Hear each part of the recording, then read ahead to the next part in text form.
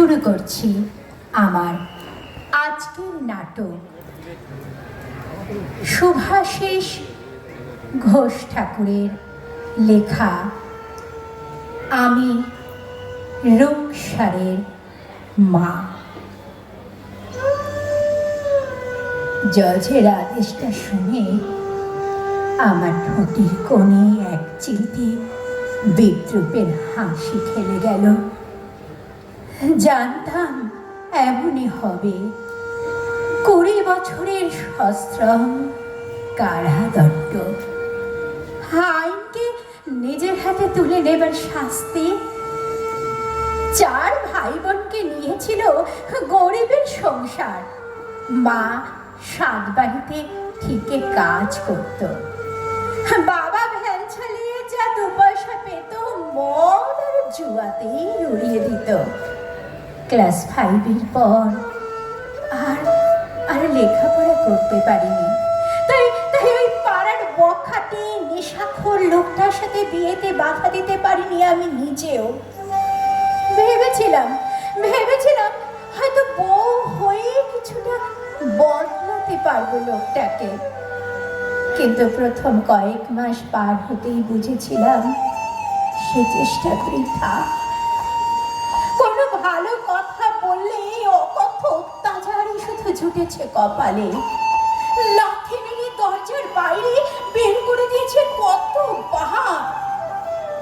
শীতের হিমে নিরাশ্রয় চোখের জলে এভাবে কেটে গেছে কত রাত বাইরে রোয়াকে বসে।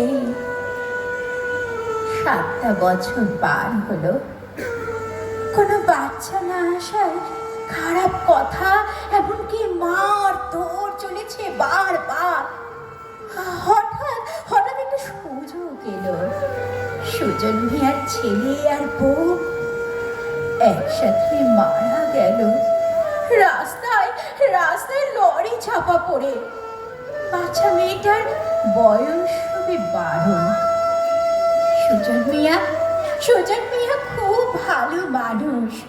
বলল, মেয়েটাকে নিয়ে যা, মানুষ করলে কর, তোদের খালি ঘরটাও ভরে উঠুক, খরচ খরচা যা লাগে নয় মাসে মাসে আমি দেব। এই থেকে নিয়ে এলাম রূপসারকে আমার ঘরেতে, নিজের মেয়ে করে। বোঝেনি প্রথমে, ভাবতেও পারিনি যে লোকটাকে স্বামী ভেবে এসেছি এতদিন সে যে আসলে একটা হিংস্র নরম পিশাচ। ভীষণ ভয় পেত রূপসারকে। আমি বরং বাবা বলে ডাকতে শেখাতাম। কিন্তু কেন যে ছোট মেয়েটা একলা বসে কাঁদতো বোঝেনি তাও। ভেবেছি মা বাবার জন্য মন খারাপ।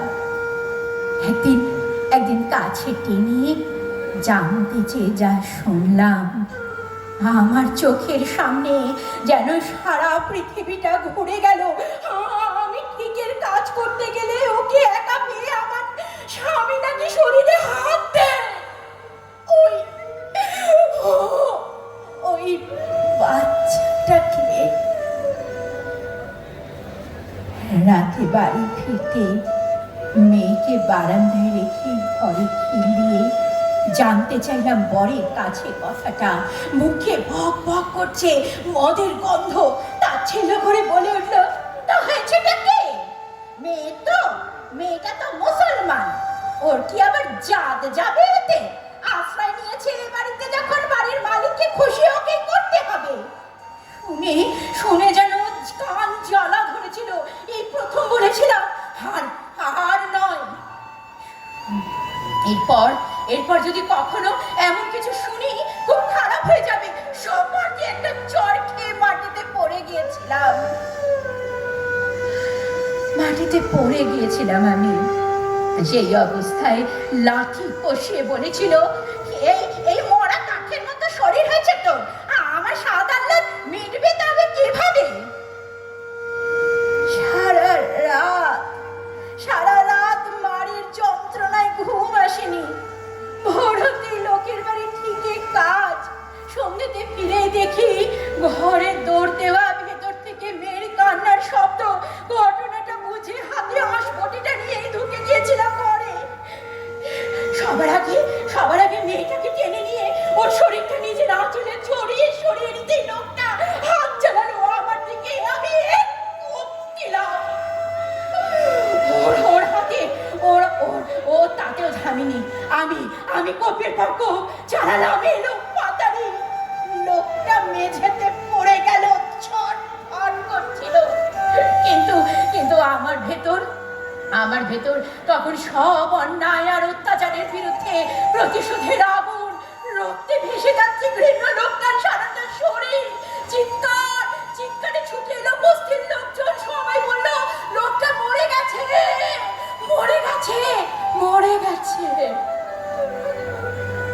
পুলিশ এলো, সব শুনলো।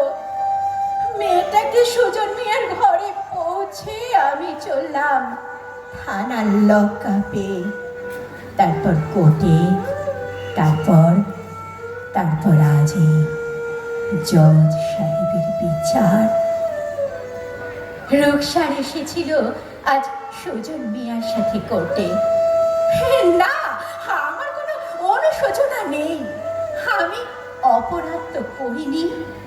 রুকসাকে একবার বুকে জড়িয়ে আমি উঠে বসলাম পুলিশের ভ্যানে। ভ্যান চললো আমায় নিয়ে জেলে। যত দূর দেখতে পেলাম রুকসার জল ভেজা চোখে এক দৃষ্টি তাকিয়ে আছে পুলিশের ভ্যানটার দিকে, আমার দিকে। না, আমার কোনো অনুশোচনা নেই। আমি যে রুকসারের মা। আমি যে রুকসারের মা।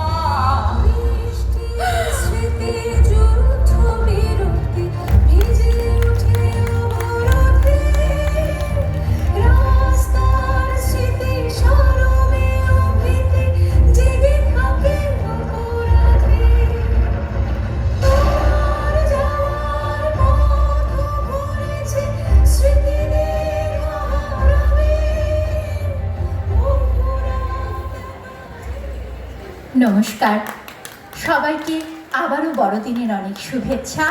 আর আমার সঙ্গে আবহে ছিল শিবাশিস ভট্টাচার্য, এবং যারা সাউন্ডে আছে তাদের জন্য একটা বিশেষ কৃতজ্ঞতা এবং অভিনন্দন জানাই। তাদের জন্য একটা জোরে করতালি হোক, কারণ তারা না হলে আমরা বৃথা। নমস্কার।